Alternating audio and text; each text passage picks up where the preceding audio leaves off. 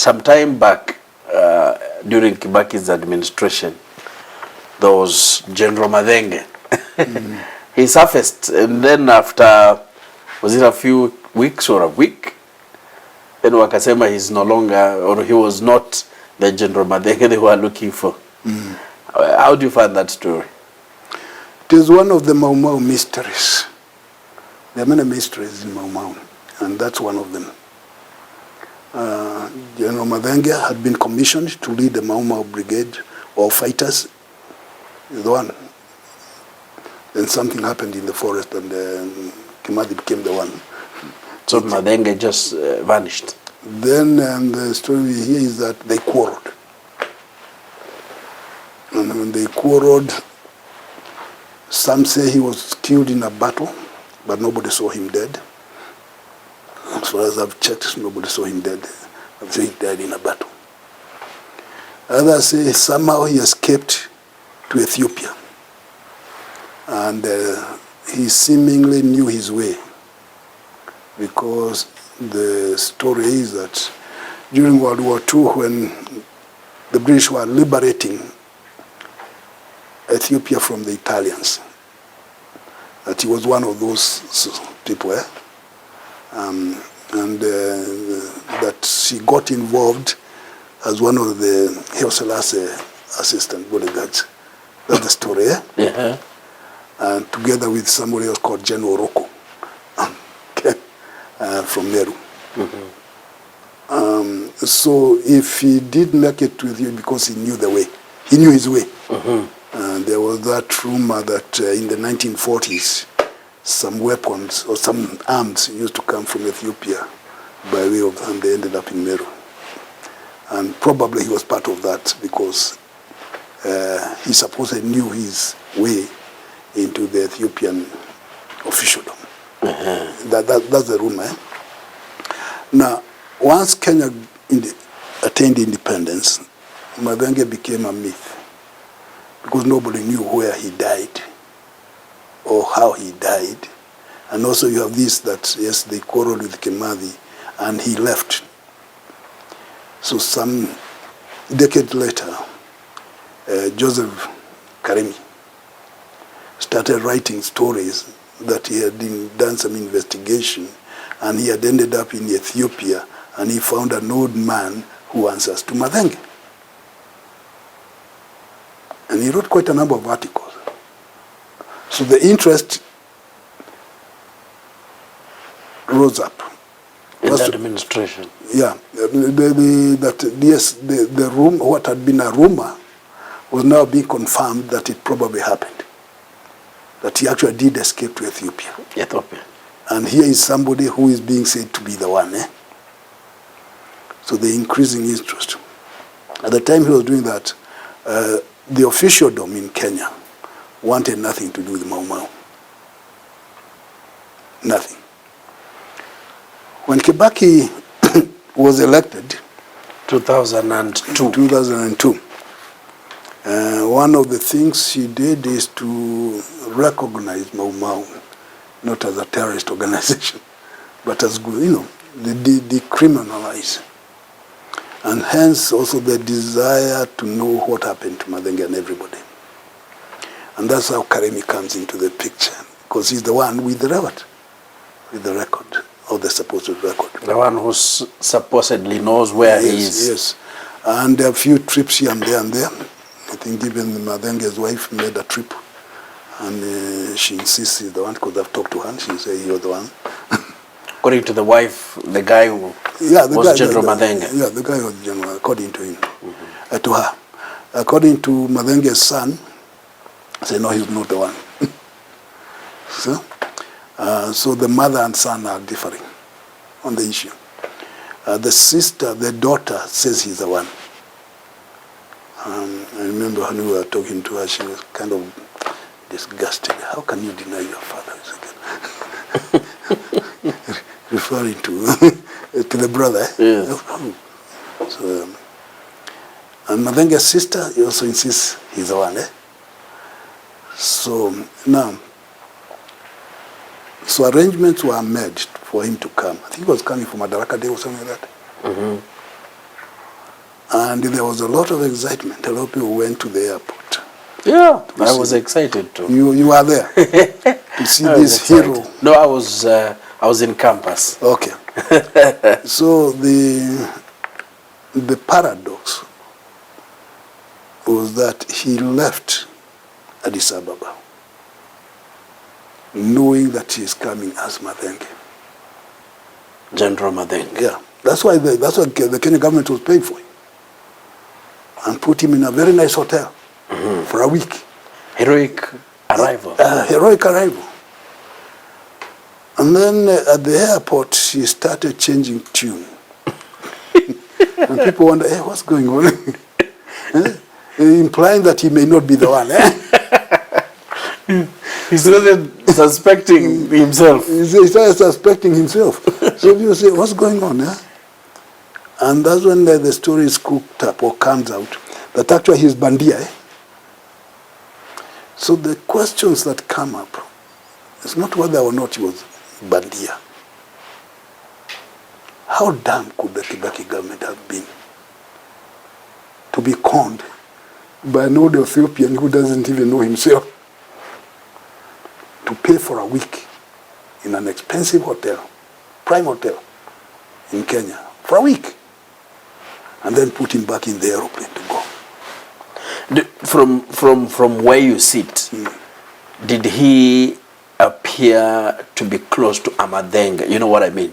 Did he appear to be close to Mathenge or to be close to a Haile someone?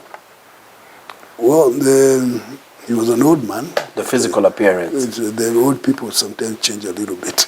And since I never knew him as a young man, so only the wife and the close family, the relative can say whether you, and they insist you were the one. Okay? And Miriam, the wife, can tell you a lot of stories about him, you know, how they quoted and all those kind. So, my question was, how stupid could the Kibaki government have been to be conned by an old man who even doesn't know what he's talking about? How? It has a reputation of being very careful, and the thing had been taught for some time. Does the government have intelligence? Well, it has intelligence. So the question is, what is it that? So the question, what happened between Addis Ababa and Nairobi?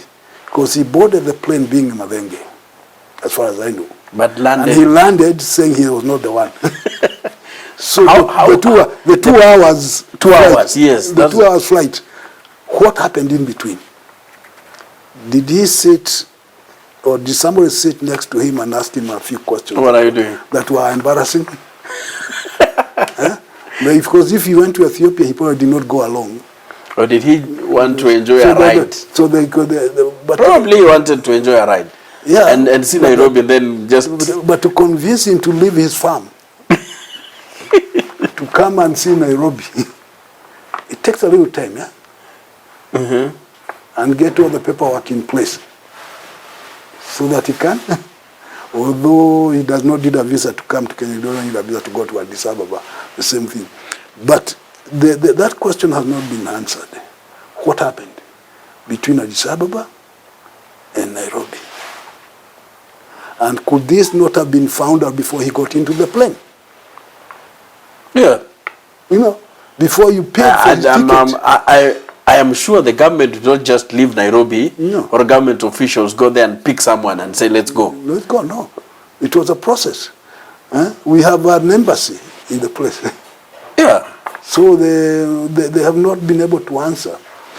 I know Dr. Danny Konyo, who is a good friend of Kibaki, said he did some preliminary checkup. I think he could not, maybe he's not the one. But that still does not answer the question. How could that have been? You search the whole country. If they had the capability of doing DNA testing, yeah. They would have done it while he's still in Ethiopia. While he was still there. Yes. Now, we were told that the person responsible for that conmanship, if it was conmanship, will be punished. Karimi? Yes. Was he ever punished? Probably he was not liable. He just wrote stories. No, but Karimi also wrote a book or two about, not so much about Kimathi and all those. He wrote well. But the fact that the family is in dispute also raises questions. Yes. The wife, the daughter, and the sister insist he's the one. Those who say he died in some place, no one ever saw him dead.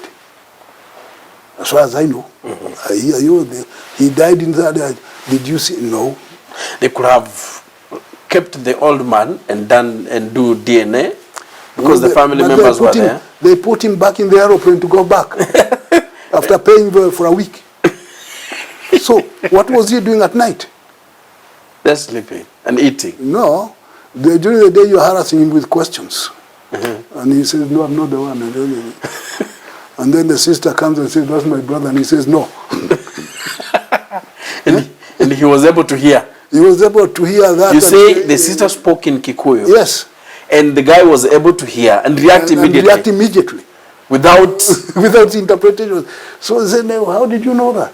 What she said. And this guy claims he's from Ethiopia, he's not a Kenyan. No. So these are the mysteries that we need to unravel. It's possible that somebody talked to him in the aeroplane and persuaded him that it may not be in his interest. We hope someone will be watching and someone will try to explain. To us. Educate me on that, because it's still a mystery. I also want to know. It is still a mystery. And when he died, I think we were told now he's dead. But the man went back to his farm. Whatever he did for a week at night, because that's the other thing, he might have performed some rituals we don't understand. And maybe to a few people. Maybe. So we need, that's why I'm saying one of the three Mau Mau mysteries. Yes. The Mathenge story, Kenyatta's involvement, and Kimathi's grave. You say Kenyatta, as per official documents, he was not involved. That's what they keep on saying. But from where you sit? He was involved. The question is the extent to which he was involved. He was the titular head. And it's wrong to say that he was totally ignorant. If it is true, because from the people themselves, they say Kenyatta is the one who gave the book to Kimathi. You be the recorder. Mathenge, take the sword. You are the commander. Together with Jesse Kariuki, And it's repeated not once, but many times. And but he was a man who could blend into whatever environment he's in. So when he is with the officials, because he said, I know nothing about Mau Mau, because nobody even knows what it is. Yeah, but what is that? Yeah, which is also true. What is it? Maybe probably he was asking them, maybe you can tell me. Because they never call themselves Mau Mau, they call themselves Land and Freedom Army. That's what they were. They were not Mau Mau. So you call him something he doesn't know, say, no, what is that? And so there is that, those three mysteries, but I think the Kenyatta one is not a big mystery. You can, I think going forward, we are going to look big into the issue of Mau Mau on the Kenyan Historian. Okay. So keep watching.